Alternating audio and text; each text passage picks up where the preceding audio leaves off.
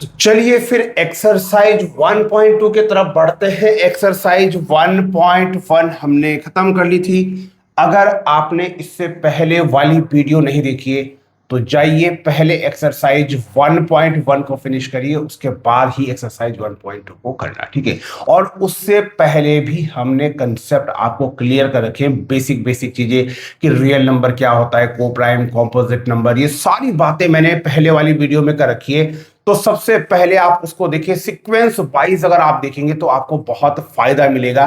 तो चलिए स्टार्ट करते हैं एक्सरसाइज 1.2 का। ये जो क्वेश्चन है, हमें इसमें क्या करना होता है, यहां पर बोल रहा है कि prove that root 5 is irrational. हमें प्रूफ करना है कि जो रूट 5 है ये कैसा है, ये इरेशनल है। तो यहां पर ध्यान दीजिए, जब भी हमें इरेशनल प्रूफ करना है तो यहां पर एक मेथड काम करता है जिसे कहते हैं मेथड ऑफ कॉन्ट्राडिक्शन। क्या कहते हैं? मेथड ऑफ कॉन्ट्राडिक्शन कहते हैं मेरे बच्चे। तो मेथड ऑफ कॉन्ट्राडिक्शन से हम यहां पर इन क्वेश्चंस को सॉल्व करेंगे। मेथड ऑफ कॉन्ट्राडिक्शन, जिसको आप हिंदी में कह सकते हैं विरोधाभास की विधि, है ना। कॉन्ट्राडिक्शन को विरोधाभास कहते हैं। तो मेथड ऑफ कॉन्ट्राडिक्शन में होता क्या है, अगर मैं आपको बेसिकली बताऊं बच्चे, तो मेथड ऑफ कॉन्ट्राडिक्शन में बहुत सिंपल काम करना होता है। हमें बहुत सारे क्वेश्चन एक जैसे ही हैं, सबके स्टेप एक जैसे ही है ना। थ्योरी में लिखना होता है, याद कर लो, फटाफट हो जाता है, ठीक है। तो मेथड ऑफ कॉन्ट्राडिक्शन में होता क्या है, पहले मैं ये आपको बता दूं। देखो, मेथड ऑफ कॉन्ट्राडिक्शन में क्या होगा कि जो हमें प्रूफ करना है ना, जो हमें प्रूफ करना है, हमें उसका उल्टा मानना होगा, हमें उसका उल्टा लेकर चलना होगा। जैसे यहां पर इस क्वेश्चन को अगर आप देखेंगे तो लिखा हुआ है prove that root 5 is irrational. Proof कर दीजिए, प्रूफ कर दीजिए कि जो रूट 5 है ये क्या है, इरेशनल है। हमें प्रूफ करना है तो हमें इसका उल्टा मानना होगा। हम ये मानेंगे कि माना रूट 5 रैशनल है ना।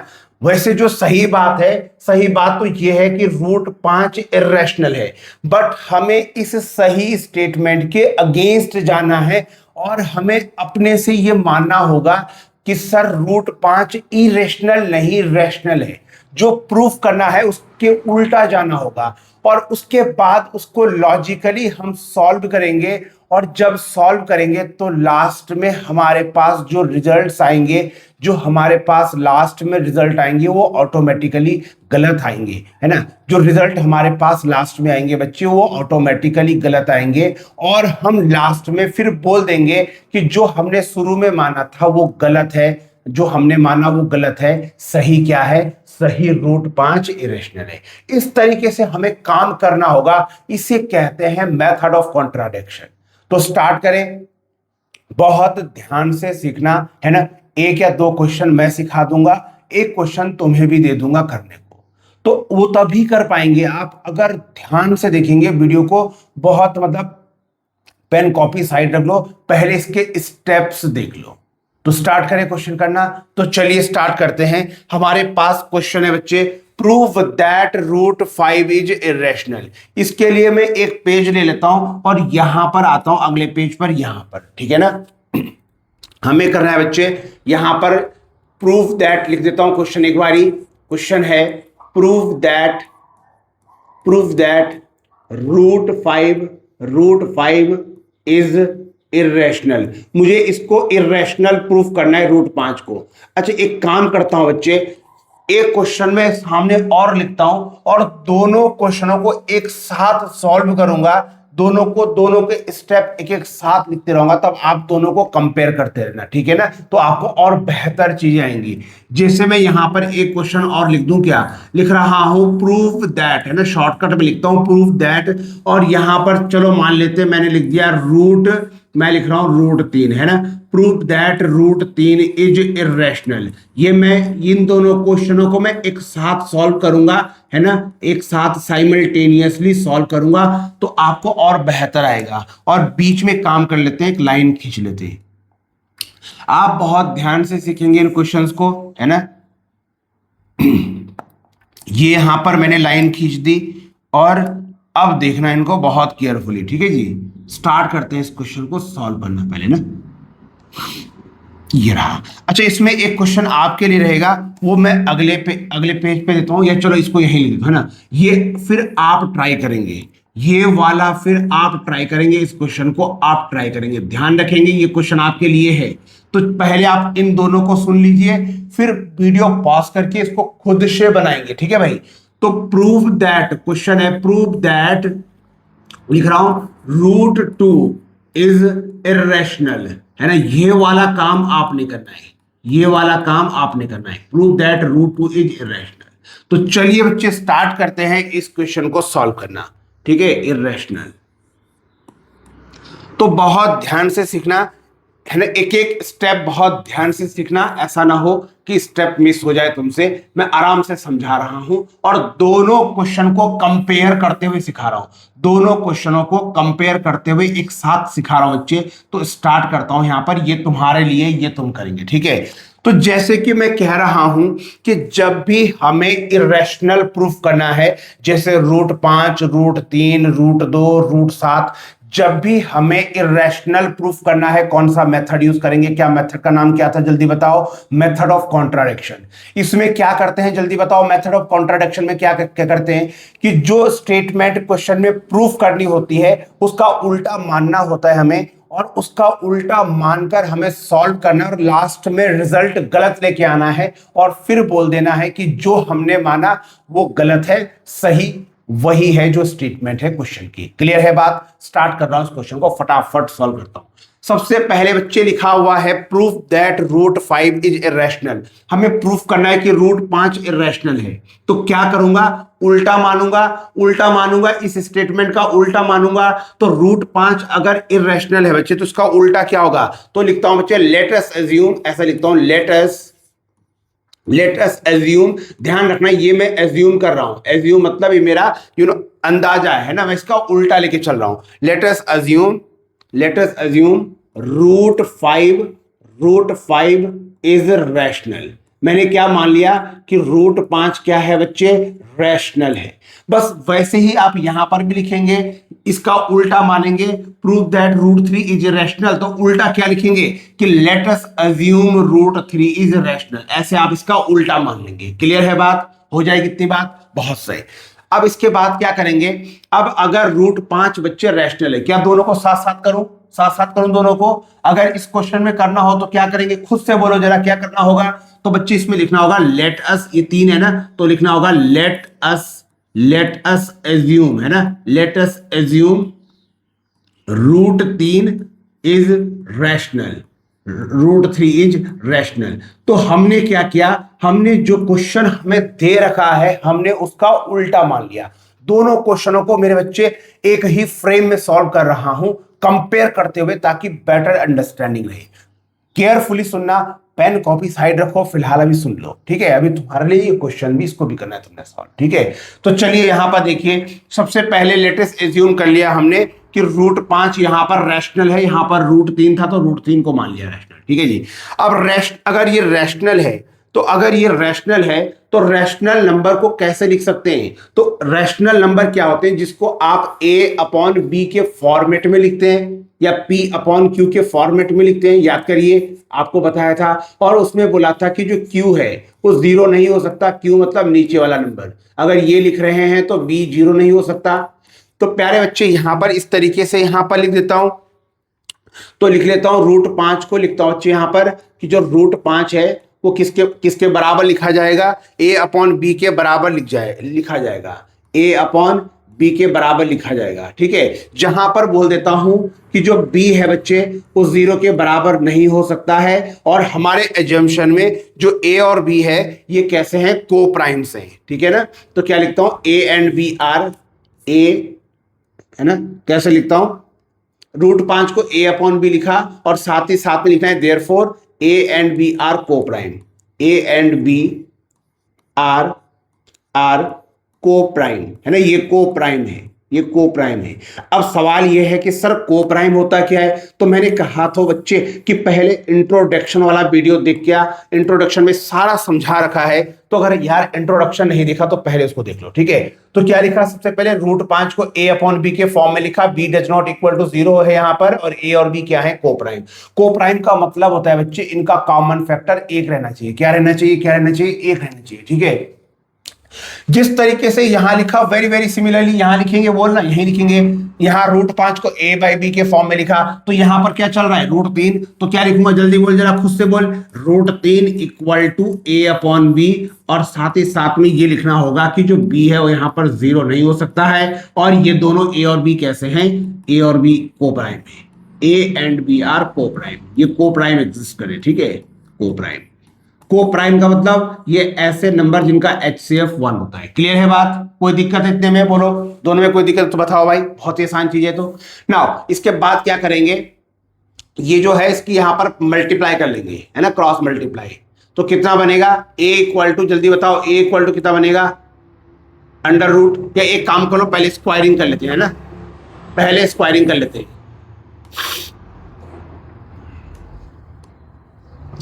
तो ये काम करते हैं, दोनों तरफ स्क्वायरिंग कर लेते हैं। तो लिखते हैं बच्चे स्क्वायरिंग बोथ साइड। तो कैसे लिखेंगे? लिखेंगे स्क्वायरिंग बोथ साइड। तो अगर आप स्क्वायरिंग बोथ साइड करते तो क्या बनेगा? जल्दी बताओ। √5 का भी स्क्वायर हो जाएगा, और इक्वल टू में इस वाले में जो राइट हैंड साइड में लिखा है इसका भी क्या हो जाएगा? स्क्वायर हो जाएगा। तो कितना बन जाएगा? जल्दी बताइए। स्क्वायर से रूट कैंसिल हो गया, तो ये बन गया 5 equal to a square upon b। Clear है ये बात? स्क्वायरिंग बोथ साइड कर लिया। अब कर लो मल्टीप्लाई, अब कर लो मल्टीप्लाई क्रॉस, अब कर लो मल्टीप्लाई। तो क्या बनेगा? a square equal to 5 into b. क्या बन गया? a square equal to 5 into b square. Squaring both side किया तो ये इसकी क्रॉस कर दी यहां पर, तो ये बन गया a स्क्वायर ये रहा, और 5 इंटू बी स्क्वायर ये रहा। अब क्या करेंगे बच्चे? इसको डब्बे में पैक कर लो, ऐसे बॉक्स में पैक कर लो। क्लियर? नाउ यहां पर ये जो 5 है इसको इसके नीचे ले आओ। 5 को क्या करना है? इसके नीचे, यानी अकेला रखना है बी स्क्वायर को। क्या करना है? बी स्क्वायर को अकेला रखो। तो क्या बनेगा? जल्दी बताओ। बी स्क्वायर इक्वल टू क्या बनेगा? a square upon 5। मतलब क्या हो रहा है कि जो a स्क्वायर है ना, a स्क्वायर 5 से क्या हो रहा है? डिविजिबल है ना। अरे a स्क्वायर के अपॉन में 5 है, तो क्या बोलेंगे कि a स्क्वायर 5 से क्या है? डिविजिबल। तो यहां पर आप थ्योरी में लिखेंगे therefore a square is divisible by 5, कि जो a स्क्वायर है वो 5 से विभाजित हो रहा है, डिवाइड हो रहा है। अगर a स्क्वायर 5 से डिवाइड होता है तो वो डेफिनेटली a भी 5 से डिवाइड होगा। तो a भी क्या होगा? a is also divisible by 5। अगर a स्क्वायर 5 से कटता है तो a भी 5 से डिविजिबल होगा। a is also divisible by 5। और इसको ऐसा करके इसको इक्वेशन 1 ऐसे 1 बोल दो, है ना, स्टेटमेंट नंबर 1 बोल दो। तो जो काम आपने यहां किया, अब यही डिक्टो वो काम वहां पर कर लेंगे, डिक्टो यही काम वहां पर कर लेंगे बच्चे। तो कैसे करेंगे? आओ करें। यहां पर क्या किया मैंने बताओ? स्क्वायरिंग बोथ साइड किया ना, तो चलो वहां पर भी करो स्क्वायरिंग बोथ साइड। तो लिख रहा हूं बच्चे squaring both side. Same step है हर क्वेश्चन की, स्क्वायरिंग बोथ साइड। अच्छा, स्क्वायरिंग बोथ साइड में क्या करना है? जल्दी बताओ। इसके दोनों तरफ स्क्वायरिंग करना है, तो √3 इस पर भी स्क्वायर लगा दिया, और इस पर भी लगा लेना है स्क्वायर, a अपॉन बी का होल स्क्वायर। क्या बनेगा? जल्दी बताओ। ये से कैंसिल हो गया, 3 हो गया, a स्क्वायर हो जाएगा, और अपॉन में क्या हो जाएगा? b स्क्वायर हो जाएगा। नाउ फिर क्या करेंगे? जल्दी बताओ। अगला स्टेप क्या था? यहां क्या किया? क्रॉस किया ना। तो चलो यहां पर भी कर दे बच्चे क्रॉस, ये कर दिया क्रॉस। तो क्रॉस करने में क्या बन गया? जल्दी बताओ। a square equal to 3 into b square, और इसको ऐसे बॉक्स में पैक कर लो। कर दिया पैक, जैसे यहां किया कर दिया वहां भी पैक। अब क्या किया? अगला स्टेप क्या है? खुद से देखिए, बताओ। ये जो बी स्क्वायर है इसको यहीं रखा, अकेला रखना है, और 3 को इसके नीचे ले आया, 3 को अपॉन में ले आया, ठीक है। तो क्या बनेगा? जल्दी बता जरा। B square equal to a square upon 3। अब इसको कैसे पढ़ेंगे? जैसे यहां पर पढ़ा a स्क्वायर डिविजिबल बाय 5, उसी तरीके से यहां पढ़ो a square is divisible bye 3। तो लिखेंगे a square is divisible bye 3। यहां पर 3 चल रहा है ना क्वेश्चन में, 3 डिविजिबल बाय 3। अगर ए स्क्वायर 3 से डिविजिबल है तो खुद ए भी 3 से डिविजिबल होगा, ठीक है। Therefore A is also divisible by 3। मेरे बच्चे, अगर ए स्क्वायर 3 से विभाजित होता है तो ए भी 3 से विभाजित होगा, यानी डिवाइड होगा। बोलना ऐसे किया और इसको स्टेटमेंट नंबर 1 बोल दें। बोल, कोई दिक्कत इतने में, कोई इशू होना ही नहीं चाहिए सर, बहुत आसान है, तो इसमें कोई दिक्कत होनी नहीं चाहिए बच्चे, बहुत सेम स्टेप है। ऐसे क्वेश्चंस के साथ करेंगे आप। अब क्या करेंगे अब अगला स्टेप समझिए। जैसे आप यहां तक पहुंच जाएंगे, इक्वेशन नंबर 1 तक पहुंच जाएंगे, अब थोड़ा आप क्या करें, यहां पर देखिए, यहां पर थोड़ा समझने की कोशिश करना, यहां पर थोड़ा समझना, ठीक है। देखो बच्चे, आप इसको देखिए, यहां पर क्या बोला बच्चे ने, यहां पर बोला है कि जो ए है, देखो जरा इस स्टेटमेंट को देखो बच्चे, कि जो ए है बच्चे वो डिविजिबल है किससे, ए डिविजिबल है किससे, 5 से, ऐसा ही बोला है यहां पर। और यहां क्या बोला है, ए इज डिविजिबल बाय 3, ऐसा बोला है यहां पर। सुनो, यहां पर देखो जरा, थोड़ा समझने की कोशिश करना। ये वाली स्टेप अगर समझ आ जाएगा ना तो कुछ भी नहीं है, फिर आगे खत्म हो गया मामला। अच्छा, यहां लिखा है A is divisible by 5, A is divisible by 5, यानी जो ए है ना बच्चा, ए ये किससे डिवाइड हो रहा, 5 से, ये इसका मतलब है। आई बात समझ। अच्छा, यहां पर क्या बोल रहा है, ए इज डिविजिबल बाय 3, मतलब जो ए है ना वो किससे डिविजिबल हो रहा है, 3 से। अब ध्यान से सुनना बच्चे, ए जो है वो 5 से डिवाइड हो रहा। फर्ज कर ले कि ए कोई नंबर है, ये 5 से कट रहा है, ऐसे मन में सोच ले, ए कोई नंबर है, ये 5 से कट रहा है और आंसर कोई दूसरा इंटीजर आया मेरे पास, सपोज के, ऐसे मान ली के कोई दूसरा नंबर है, तो ए कोई नंबर है, उसको 5 से काटा तो के आया। इसी तरीके से यहां सोचो, अपने मन में सोचने में क्या आ जाता है, सोच लो, है ना। ए है बच्चे, ए को 3 से हमने डिवाइड मारा, हमने काटा पीटा आंसर के आया, ऐसे मान लिया। सर के मानना जरूरी है, जरूरी नहीं, आप सी मान लो, एक्स मान लो, वाई मान लो, जेड मान लो, कुछ भी मान लो यार, है ना। तो यहां पर मैं के मान रहा हूं, ठीक है जी। तो ए को जब 5 से काटा तो के आया, ए को जब 3 से काटा तो के आया। क्लियर है बात, वापस समझाऊं, एक बार फिर समझाऊं, क्योंकि ये स्टेप समझ आ गए तो सारा समझ आ जाएगा। वैसे तो ना समझने वाली बात तो नहीं है इसमें, आसान है। बोल रहा है ए डिविजिबल बाय 5, मतलब ए जो है मेरे बच्चे वो 5 से डिवाइड हो रहा है। तो अगर ए 5 से डिवाइड हो रहा है तो कुछ तो आएगा ना कट के, कुछ तो आएगा ना, माना के आया।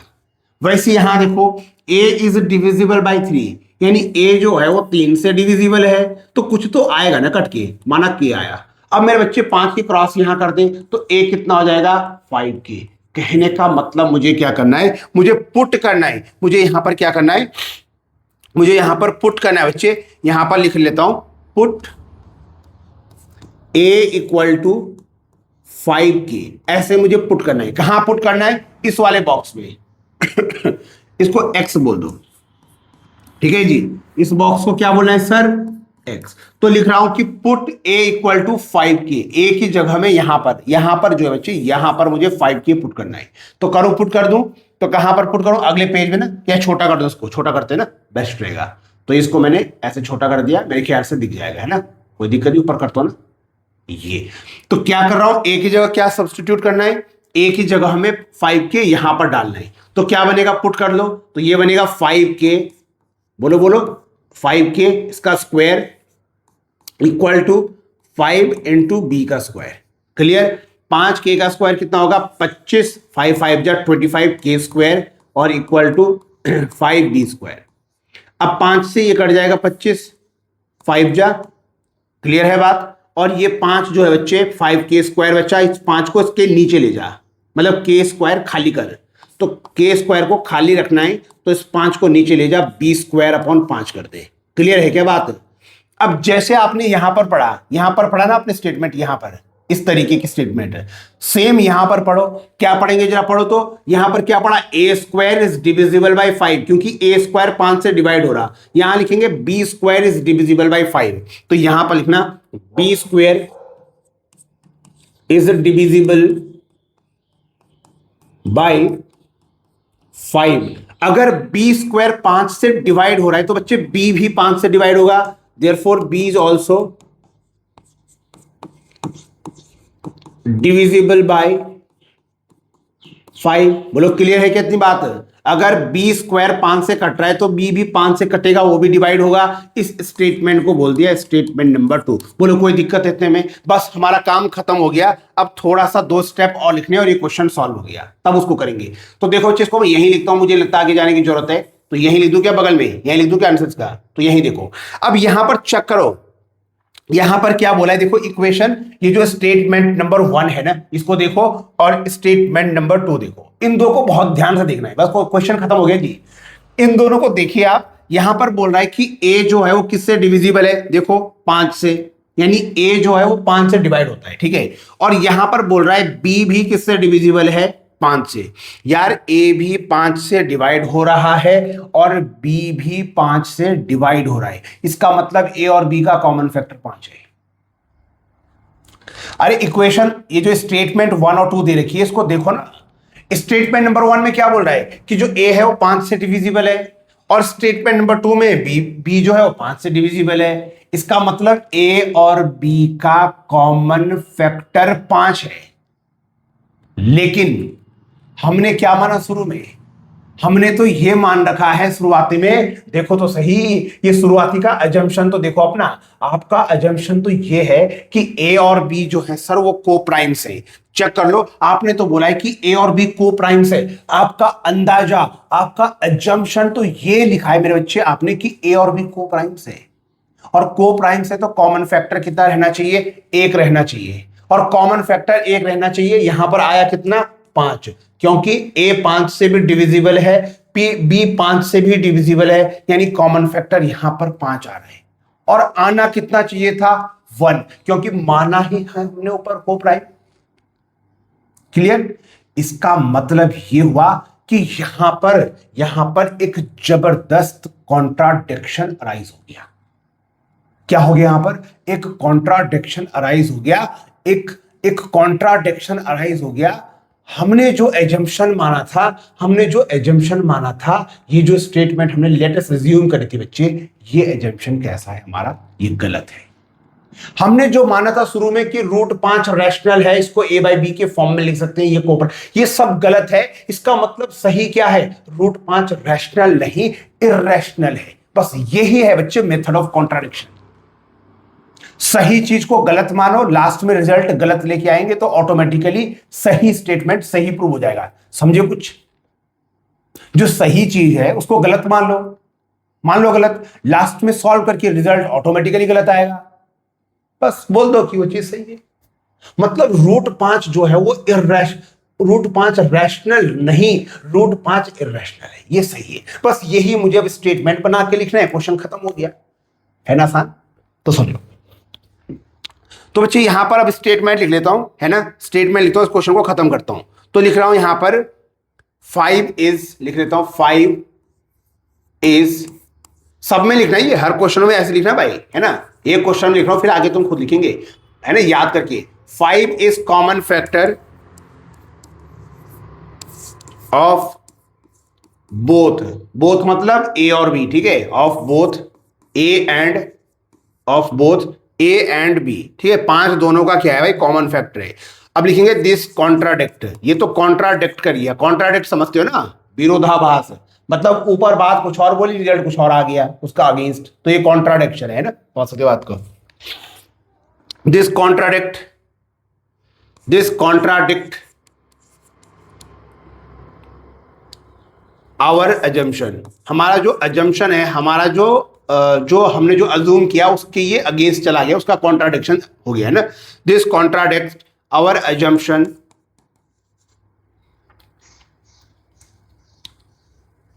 That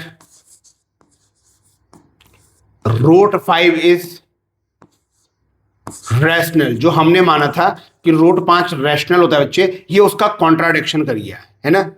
hence √5 is irrational.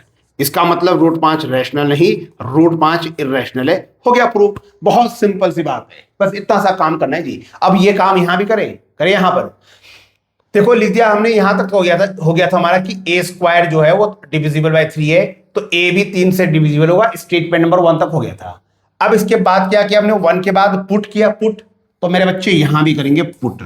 Sir put क्या करें, सर पुट तो समझ ही नहीं आ रहा कि करना क्या है। बड़ा आसान है, वन स्टेटमेंट को देखो क्या बोल रहा है, बोला a इज डिविजिबल बाय 3, ऐसा बोल रहा है ना। मतलब जो a है वो 3 से कट रहा है, a जो 3 से डिविजिबल है, तो डिविजिबल है तो कुछ तो आएगा ना, डिवाइड होके कुछ तो आएगा ना। k मान लो, अरे c मान लो, a b मान लो, कुछ भी मान लो, है ना। नहीं a b मत मानना, a और b तो ऑलरेडी मान रखे, इसके अलावा मान लो, ठीक है। तो मैं k मान लेता हूं, तो इसके क्रॉस कर लेंगे यहां, तो a इक्वल टू 3k, बस वही पुट करना है, a equal to 3k।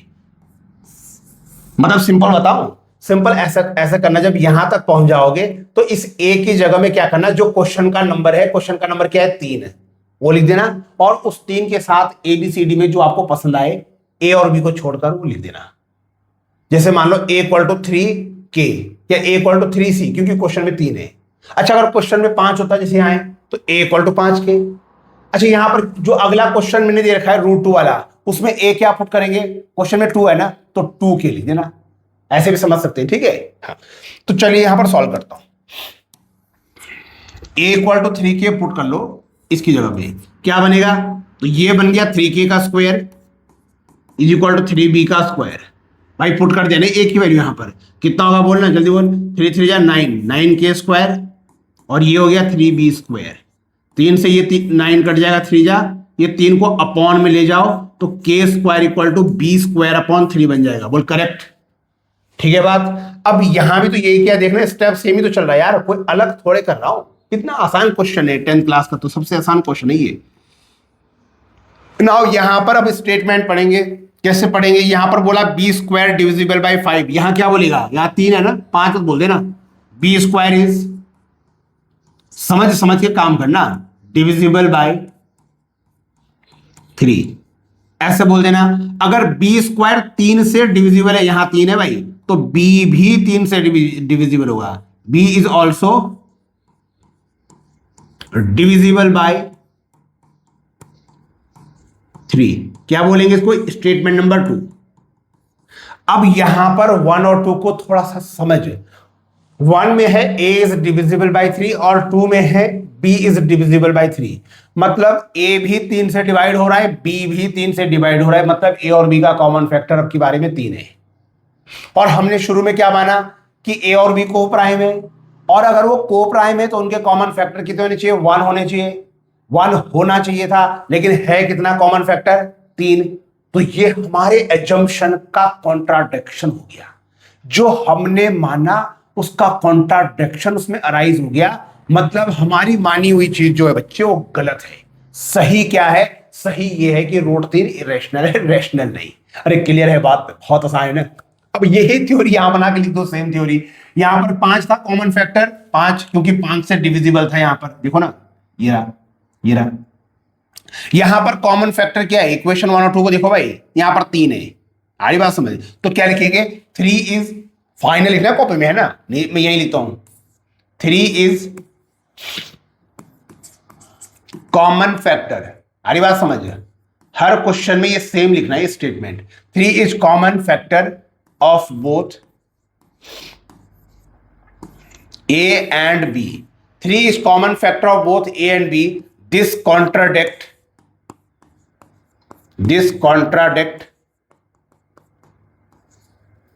our assumption, जो हमारा अंदाजा है इसका, तो ये जबरदस्त कॉन्ट्राडिक्शन कर गया ऑफ आवर assumption दैट, क्या था हमारा assumption दैट √3 इज, इसको देख देख बस ये याद कर लो, तो हर क्वेश्चन में तो ये तो छापना है, यहीं देख लो, आवर assumption दैट, यहां पर √5 था, √5 की जगह यार √3 कर लेंगे, √3 इज रैशनल, आरी बात समझ, सभी में ये छापना भाई, √3 इज रैशनल, हेंस यहां पर क्वेश्चन √5 था, यहां पर √3 है, तो यहां लिखेंगे हेंस √3 इज इरेशनल, आरी बात समझ। इस तरीके से समझ समझ के स्टेप को आप क्या करेंगे, ये स्टेटमेंट वैसे याद कर लो और लिख लो हर क्वेश्चन में, कोई दिक्कत है क्या, आसान क्वेश्चन तो यार, देख लो, चेक कर लो जी।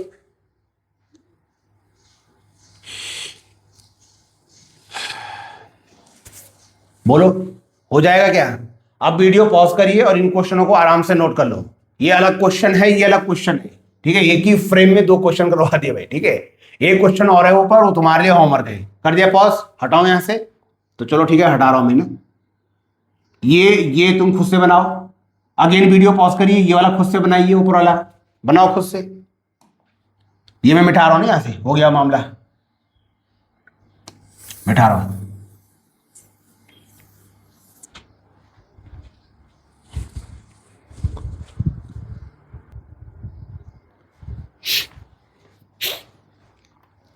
क्लियर हुआ? कर दोगे इस टाइप के क्वेश्चन, कोई दिक्कत तो नहीं।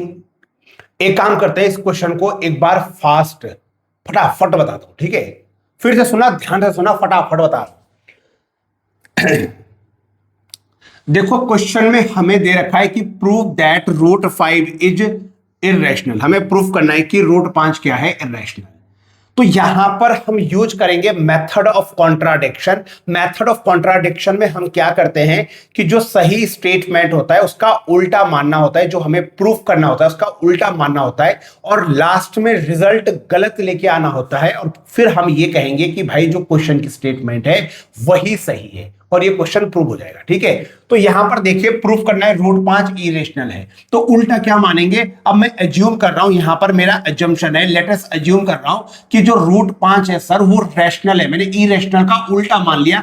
अब क्या करेंगे, अगर ये रैशनल है तो रूट 5 को इक्वल लिखेंगे a अपॉन b में, जिसमें बच्चे b 0 नहीं हो सकता, और a और b क्या है, को प्राइम है। ये मेरा क्या हो गया, यहां पर एजम्पशन हो गया, मेरा अंदाजा है, इसका उल्टा मान लिया मैंने। को प्राइम क्या होता है, जिनका कॉमन फैक्टर 1 होता है। अब क्या करूंगा, इसका स्क्वेयरिंग बोथ साइड करूंगा बच्चे, तो रूट 5 के ऊपर भी स्क्वायर लगेगा, equal to a upon b के ऊपर भी स्क्वायर लगेगा। स्क्वायर इसको रूट को कैंसिल करेगा, 5 equal to A square upon B square हो जाएगा। इसकी यहां पर क्रॉस कर देंगे तो A square equal to 5b square आ जाएगा, इक्वेशन x बोल देंगे, ठीक है, इसको x मान लेंगे। अब यहां से क्या करेंगे, b स्क्वायर को खाली करते हैं, ठीक है, इसको अकेला रखना होता है, तो b स्क्वायर को आप ऐसे ही लिख लीजिए और 5 को a स्क्वायर के नीचे ले आइए, तो यहां पर लिखेंगे a स्क्वायर अपॉन 5। अब इसको पढ़ेंगे कैसे स्टेटमेंट में, तो देखेंगे ए स्क्वायर इज डिविजिबल बाय 5, क्योंकि ए स्क्वायर के अपॉन में 5 है, तो इसको पढ़ेंगे ए स्क्वायर इज डिविजिबल बाय 5। अब अगर ए स्क्वायर 5 से डिविजिबल है तो ए भी 5 से डिविजिबल होगा, तो अगले लाइन में लिखना है therefore A is also divisible by 5, equation number या स्टेटमेंट नंबर 1। यहां पर बोला हमने कि a जो है वो 5 से डिविजिबल है। क्लियर है ये बात? अब a 5 से डिविजिबल है, जब इसको आप स्टेटमेंट 1 दे देंगे, उसके बाद यहां पर इस a की जगह आपको सब ठीक पुट करना है। अब पुट क्या करना है, देखो सबसे पहले आप थोड़ा यहां पर सोचिए, इस 1 वाली स्टेटमेंट में a इज डिविजिबल बाय 5 लिखा है, यानी a जो है वो किससे डिविजिबल है, 5 से। मतलब a और 5 को जब आप डिवाइड करेंगे तो कुछ तो आएगा ना, कुछ तो आएगा ना, तो कुछ के लिए हमने k मान लिया, ठीक है। आप कुछ भी मान लो, आप इसको p मान लो, q मान लो, ठीक है। इसकी क्रॉस कर देना तो a कितना आ जाएगा, 5k। तो बस इसी वजह से मैंने a की जगह 5k लिखा। समझिए बात, a जो है वो यहां लिखा है ना, a is divisible by 5, a जो है वो 5 से डिविजिबल है, तो कुछ तो आएगा, तो k मान लिया, फिर इसकी क्रॉस कर दिया तो a इक्वल टू 5k, तो मैंने यहां पर a equal to 5k put कर दिया। अब इसको यहां पर पुट करना है इसकी जगह, तो क्या बनेगा, a की जगह 5k का square equal to 5b square. Now 5 का स्क्वायर हो जाएगा 25k square equal to 5b square. ये 5 से ये 25 कैंसिल हो गया 5 टाइम्स, तो k स्क्वायर यहां से फ्री करना है, तो इस 5 को इसके नीचे ले जाना है, ठीक है।